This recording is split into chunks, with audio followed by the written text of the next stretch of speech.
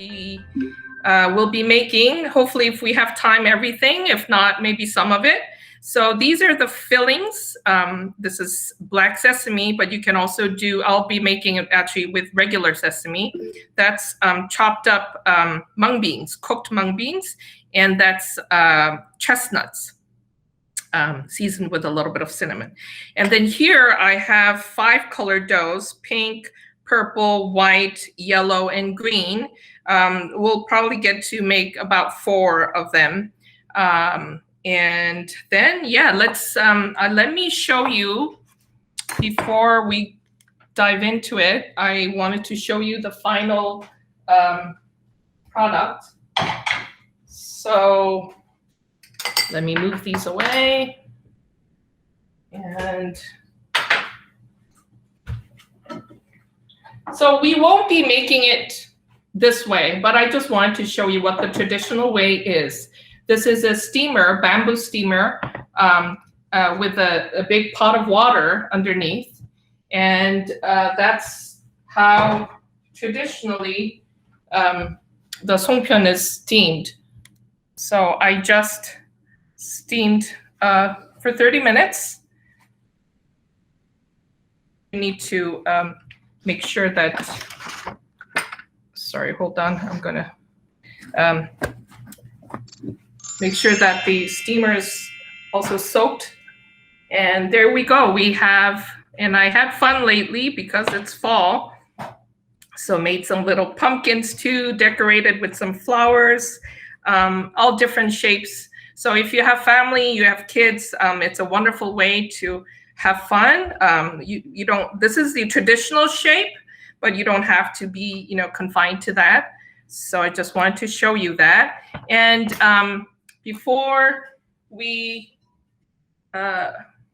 because this is timely, I wanted to show this to you while it's freshly steamed.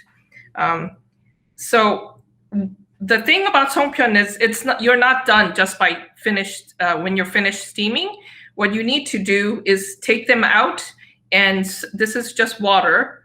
You need to, so this is hot, so use tongs, but I'm a professional, so if you wet your hands with cold water, you can totally touch it at this point. And so you soak them in water. Another reason why you do that is because you see these are pine needles. That's what traditionally is layered underneath.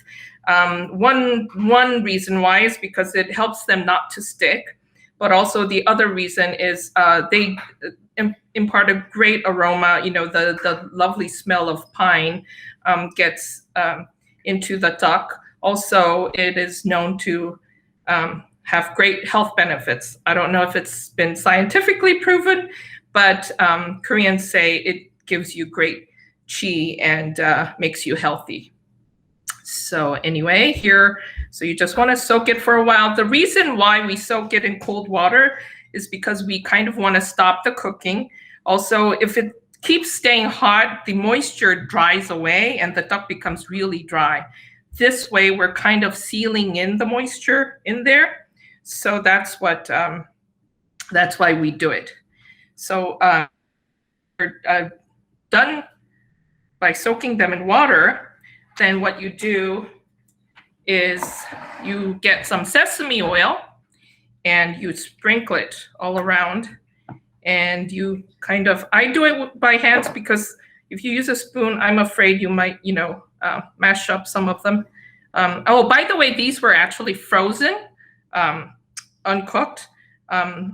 So you can do that if you wanted to. You can make them uncooked and keep it frozen. You can cook them and freeze them and cook again. So these are kind of split up like that because I made a mistake in freezing them. I left it out to dry too much beforehand.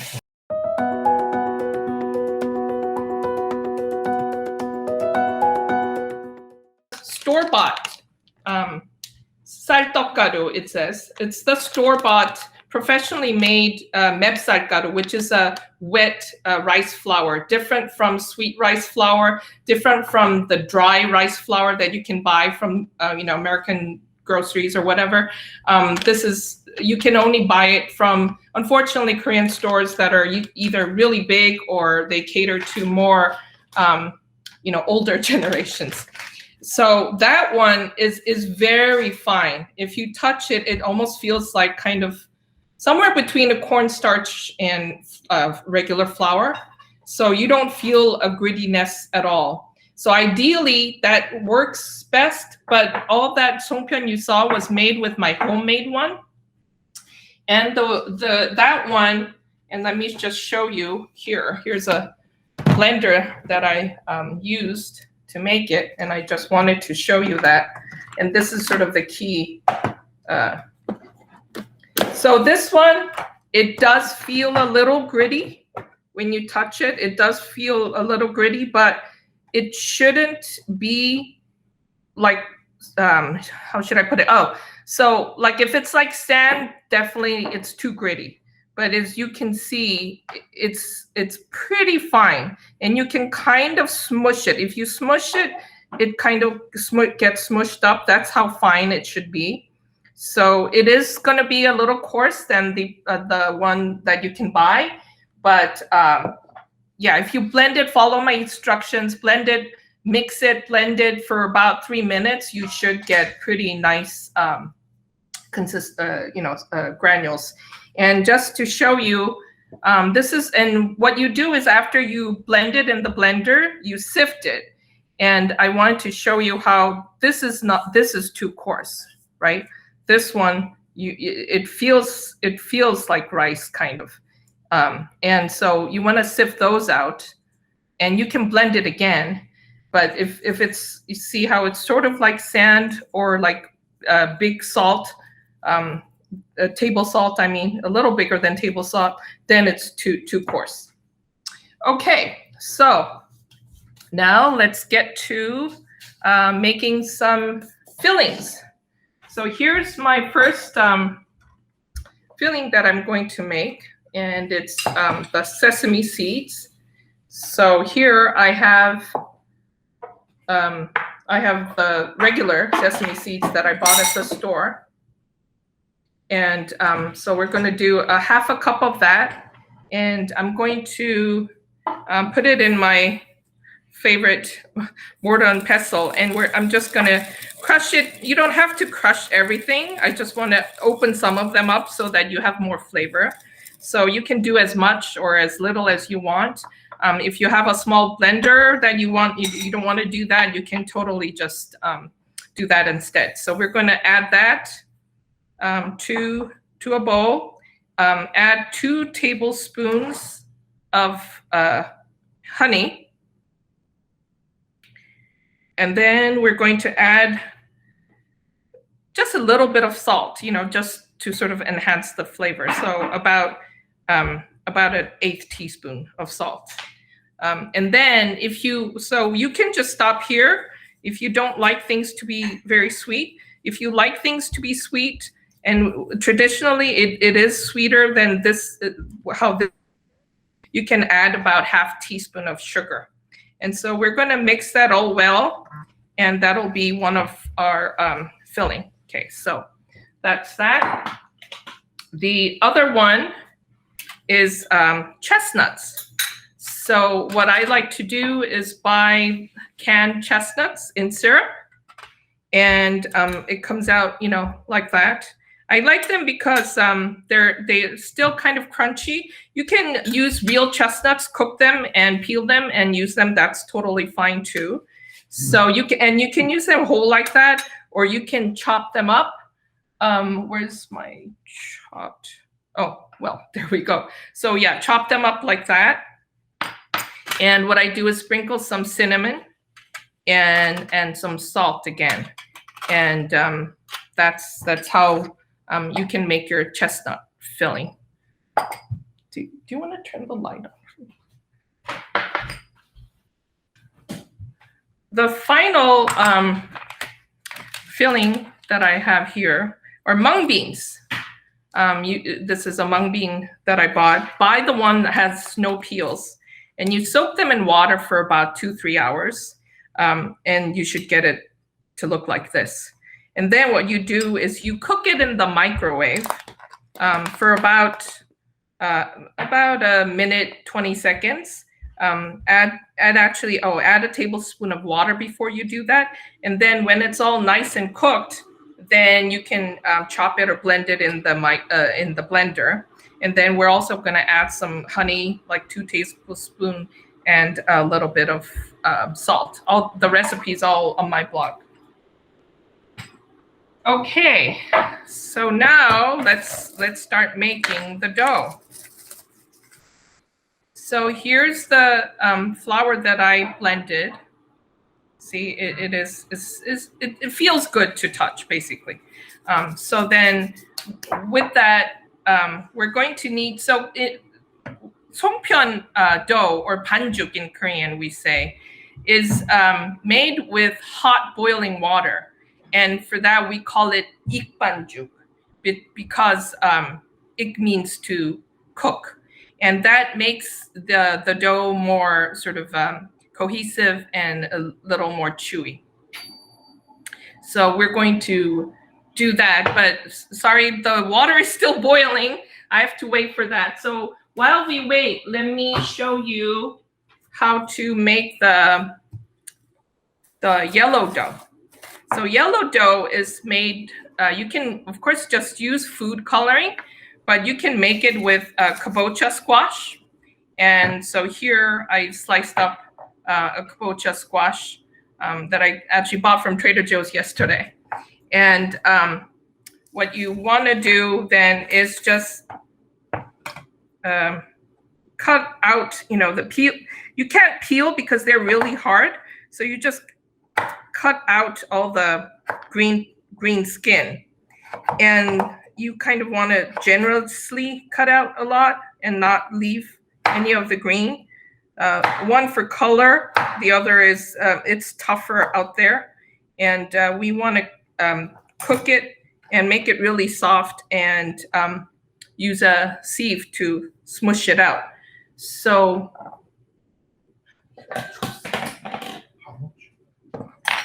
then I'm just going to cut it into smaller pieces so they're easier to cook. And then maybe just put a little bit of water just so it cooks well. And then I'm going to cook it in the microwave for about 40 seconds to a minute. It depends how fresh your kabocha squash is. So let's do a minute just to make sure. You can't really overcook kabocha squash, so it's fine. Okay, now that I have hot water, and we're back to making the white dough, so basic dough. So this is 2 cups of the blended wet rice flour. So by the way, these can go bad pretty quickly. Also, you don't want them to dry up. So always keep it covered if you're not working with it, and keep it refrigerated if you're not going to use it right away. Anything past a day or 2, you should freeze it. That's how it can keep the best. Okay, so I didn't put quite all the way a 1/4 cup of hot water because I just want to make sure it's not too wet. With cooking, just like adding salt or sugar, if you add too much, it's hard to go back. So always start with less and see how it works out, and you can always add more. So once you blend it with a spoon or a spatula, then you need to get your hands dirty and start sort of kneading it together. And so definitely it looks like we need more water, so I'm going to do that.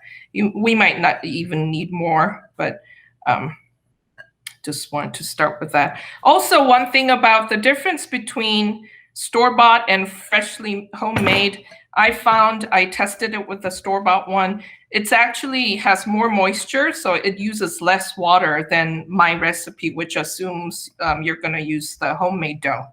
So that's another thing to kind of think about. Okay, so for some reason, and you just never know, I think I had this flour out maybe too long trying to get ready. So I'm going to add, this is a little too dry still, so I'm going to add a little more water. And then, so it should become sort of like a Play-Doh consistency. Okay, yeah, I think we're almost there. Yeah, so this is a good, see how it's all one ball. It doesn't want to come apart too easily. It still does. It's not like a flour dough. It'll never be like that. But anyway, so that's how it is. One thing about Songpyeon dough, the wetter, if you make it, the wetter it is, it does come out soft when you cook it, but it's harder to handle when making the Songpyeon. It starts to kind of like sag. So you want to find that sort of fine balance between being too soft and too dry. So we're gonna let this rest. I'm gonna cover it with a saran wrap and let that rest. Okay, now we're gonna make, I labeled everything, make the yellow dough. And by now that kabocha squash has been cooked. It's gonna be hot. Okay. So I covered it and cooked it. Let me move that away a little bit, clean up here a little bit. Okay. So here's the cooked kabocha squash. And we're going to lift them up while they're still hot. We don't want that extra water. I just did it so that it cooks nicely. And then we're going to do this on top of the dough directly. Okay, so every squash is different. For some reason, this one is not as nicely yellow. It's more green. So I'm not going to get a very great deep yellow, but you know, the nice thing is it's totally natural coloring, no artificial coloring here in this house. So you want to smush it, keep smushing it, see how you get, it doesn't drop down, but what you basically have to do is you have to scrape it off. Oops, lost a piece there. So yeah, so we want to smash it as much as we can. I'm going to try to do this quickly. So you can't do everything, but as much as you can. And that should be enough to color the dough. So kabocha squash has a lot of moisture already. So the amount of water you'll be using for this dough will be less. So probably for 2 cups of flour, 50 grams of kabocha squash, probably about, let's start with 3 tablespoons, or maybe even 2.5, but we'll see. So again, I'll do a little less. So the important thing is, and this is great that you are getting to see this, is to get a feel for what, you know, what consistency of the dough that we need to have. Okay, so yeah, that's definitely not enough. So we're going to add another tablespoon and probably a little more.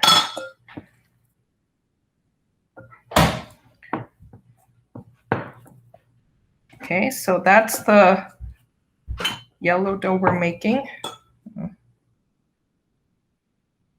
I probably could have smooshed out more kabocha squash, but in the interest of time, I kind of stopped before I got everything out. So therefore, I probably need more water than my recipe. But if you follow my recipe and make sure that you get all of the kabocha squash, you know, strained, then it should be good enough.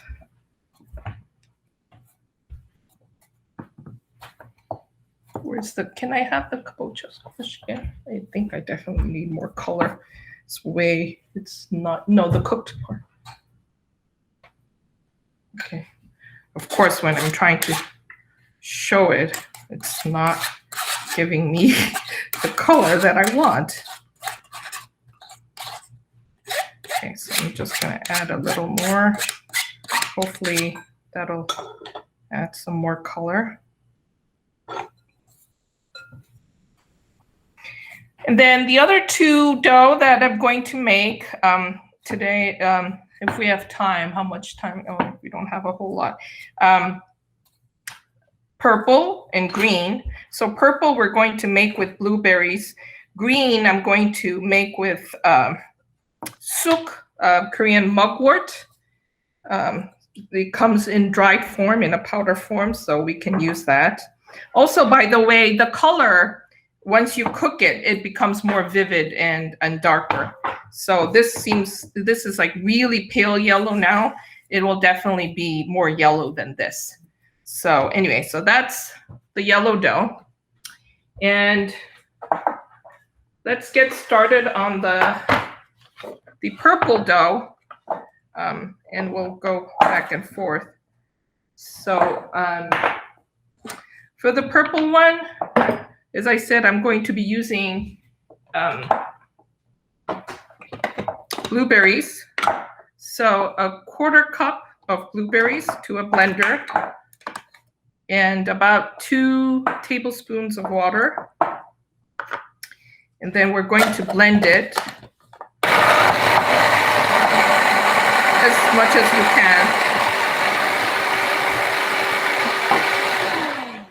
But you don't have to, kill it. You don't, because we're going to have to strain it out anyway. So, and for pink, you can use raspberries, do the same thing. So we're going to pour that out. And we're going to cook this juice because that's when the real color comes out. So we're going to cook that in the microwave for about 25 seconds. Okay, and while we do that, I'm going to make the green dough because that's very simple. So the green dough, as I said, here are 2, oops. So either you can use like matcha powder or you can use sukgaru, which is dried mugwort. And so for that, it's very simple. You just add the dry mugwort, about 2½ teaspoon to 2 cups of flour. And then we're going to add about 4, because there's no wet ingredient that was added here. So about 4 tablespoons of hot water. And we're going to mix that. And oh, I love suk. I don't know about you, but I love suk. I love the smell of it. It's also, again, supposed to be good for you. So if you can get it, I prefer, and this is the traditional, ingredient to use. Koreans didn't have matcha powder, but for convenience, you can do that. You can use, so there we go, getting a little, again, gotta adjust sometimes. So that's going to be the green. And keep mixing. The color will come out more and more if you keep mixing and kneading. And you can see, so I'm gonna let my helper knead that, finish kneading it. Okay, and now we're going to get back to the purple. Let me just clean my board.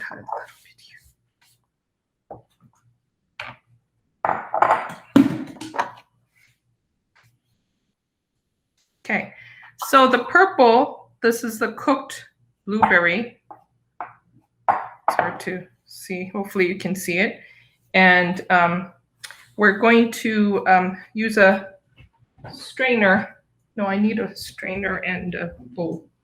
Where's the, there was a bowl with it. I'll just use this one, sorry.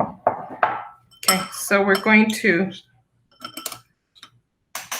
strain that. and use a spoon to make sure we get all of it out.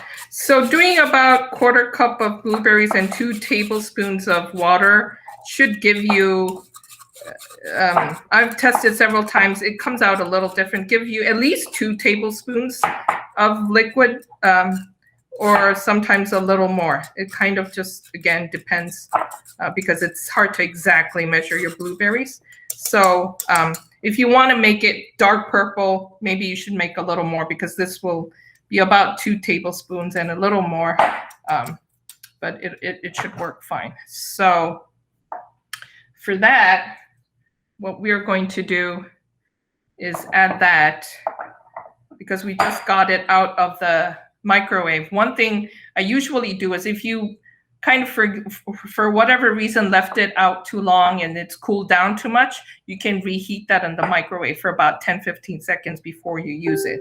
But right now I think it's pretty hot enough. So we're going to add that to this 2 cups of rice again. And probably let's start with, you know, about 2 tablespoons of hot water. And then, can you give me a spatula? Any spatula? Sorry. Running out of a spoon. Okay, so we're just gonna use a measuring spoon. I don't know, I had a spatula out. Running out of spatulas. Okay, so see how wonderfully purple that is? And that's gonna be the purple dough for this 2 cups of flour. Okay, now see, so this is good. For whatever reason, I think that was probably more than 2 tablespoons. This is like way too wet. So I should have measured that, but I didn't. So there you go. So you gotta add, this is like totally wrong. You gotta add more flour to it and make that into a purple, we can make that into a purple dough. Okay. Okay, so now we'll just start. I'll show you how to make some Songpyeon. And then I'll just show you how to put it in an Instapot and we're done because we saw the cooked part to start with. So here's that white dough that I made before. And all you need to do is take a handful out and we should keep this covered if you're gonna take a long time, but for now I'll just, so you make a ball first with your hands. And then you make a little bowl, you know, as if you're gonna put something in it. And then whatever filling you want to use. So this one is chestnuts with cinnamon, a little bit of salt. And then you kind of, just like kind of making dumplings, you push that in and then you close it up like that.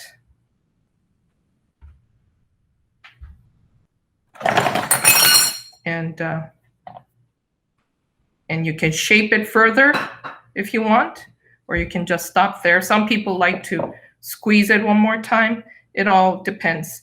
One tip I can share with you is if the dough, this is looking pretty fine the way it is. But if it has like cracks in them, you can fix it by just smoothing it out with some water. So just dip your finger in water and smooth it out. So that's one. With the, I don't know where the, another trick, or, you know, just to give you the basics of how to do something else than Songpyeon shape, is what you do is you start by making Songpyeon. You know, you put the filling in, okay, and then you close it up. And then what you do is you just kind of smush it back into a ball and kind of squeeze it and push it back into a ball. Okay, and then you can shape it however you want. So like if you want to make a pumpkin, for example, take a toothpick and just make some indentation like that.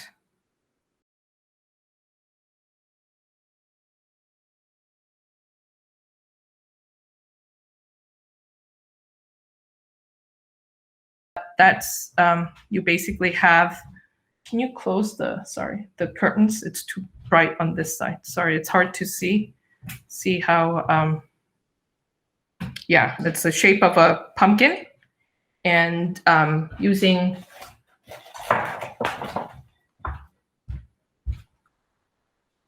for example, some green dough.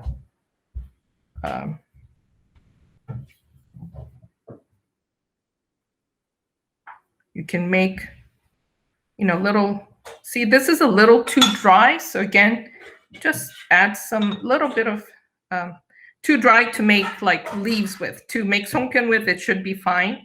But to make, different shapes. So here I just make into a little ball, and you can shape that and make like a little leaf and put it on there. And you can kind of push it in. Okay, and make even a little stem, to add to your pumpkin. And there we go. I mean, I can go for hours trying to show you everything, but anyway, that's how you make songpyeon.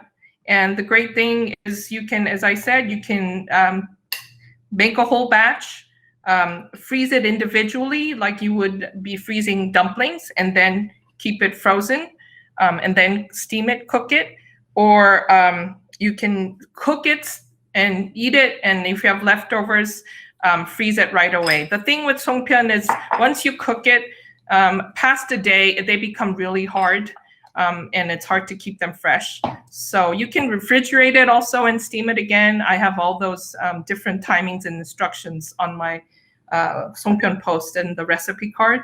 But anyway, that's what it is. Oh, let me just quickly show you.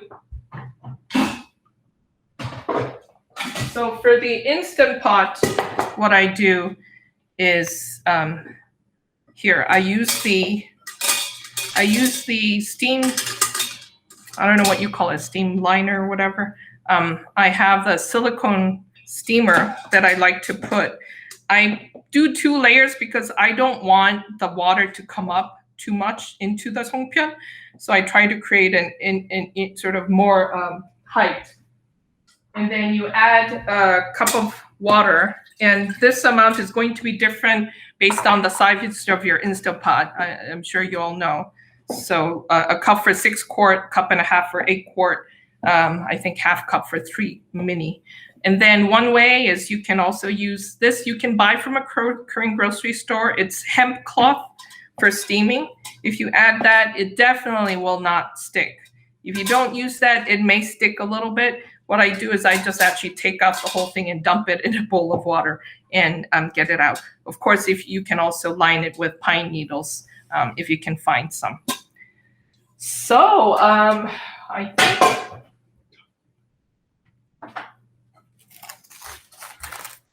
think that's it. I just wanted to show you some other designs that I made. Made some skulls. Oh, that's a failure one. Made some little pink flowers, almost like hibiscus, on top of a white pumpkin. And you can do flowers, just, do different petals. Basically, all it is, petals is, you first always make it into a ball, and then you smush it down, and you kind of, shape it as if it's a petal, and you put it, for example, let's just do it here. You attach it there, and maybe shape it a little bit so that it's more alive. I know it's the lighting is making it hard for you to see, I think. But you can do that.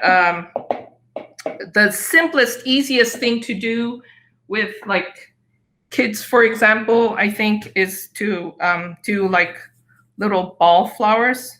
So you can do tiny balls, and then put it into Songpyeon, like do that, like 4 of them. Can you give me a, sorry, this is hard to see, I know. Pink, purple, yeah. I think purple is easier too. Yeah, so I'm gonna do that while if you have more questions, I'll talk. I'll try to show you how you can do other flowers.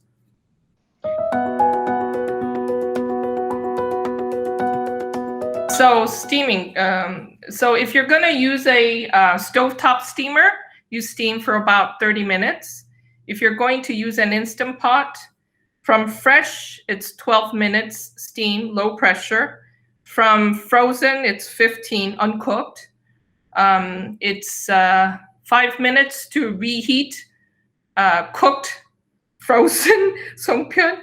It's 2 minutes to reheat refrigerated cooked Songpyeon. Yeah, I think that covers it all. So there's the easiest way to do flowers.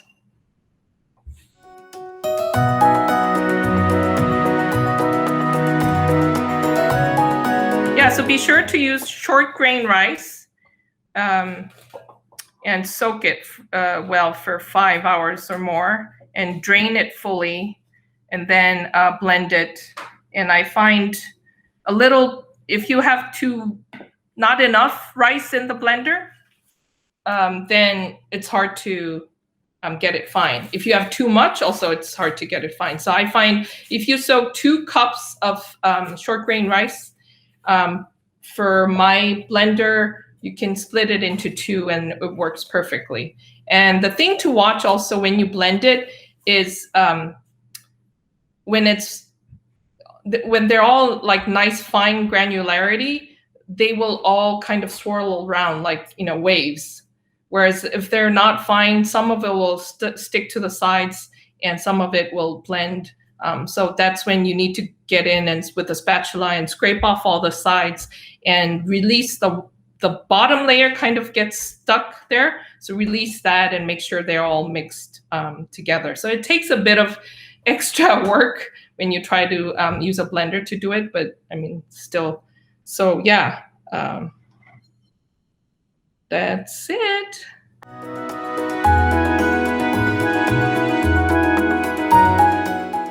You could maybe just leave it open and let it dry for a while.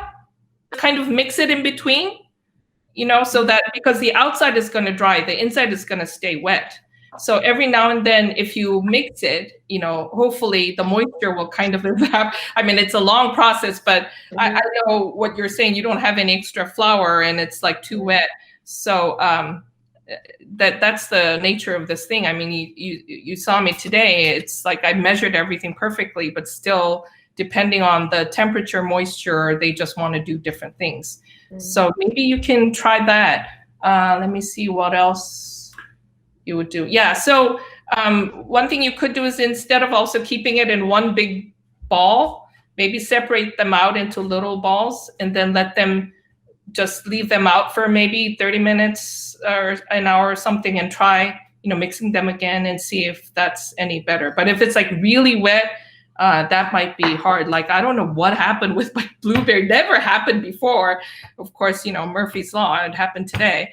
But yeah, so that's probably, if you can buy mojiko flour, you can buy pretty easily. So you could try a little flour. Actually, now that I think about it, some of the not so good quality tteokbokkis are made with flour and rice. They secretly hide flour in there. It's not 100% rice if you see some of the cheaper ones. So actually, some flour may work. Who knows? First time cooked, okay. Second, recooked. Yeah. My husband is telling me, yeah, that's right. The cheap duck, the first time when you cook it is okay, but with flour in it, the second time you reheat it, it becomes hard. That's how we also know the difference between a good duck and a bad duck. But yeah, maybe try a little flour. But as I said, as long as you can handle it, and you may not be able to make a lot of different shapes too much, but when you cook it, the more moist dough does make a very soft duck. You know how some songpyeon can be pretty hard to eat, and I found the wet ones comes out very nice and moist and soft. So maybe it'll I don't know. Yeah, it doesn't. You can kind of work variations, as I said. Like I've made it dough that is wetter than what you are looking at today, drier than what you looked at today. So yeah, it can work a little. You can do a little range. Well, I hope you all enjoyed it. I hope you get to make some songpyeon. And if you want to make injeolmi, I have a easy microwave injeolmi recipe on my blog. My daughter, 28-year-old daughter, started making it at home now, and she now loves to make it every weekend and freeze it and have it for breakfast every morning. So duck is not too difficult as long as you know how to do it. Okay, well, thank you very much for joining today.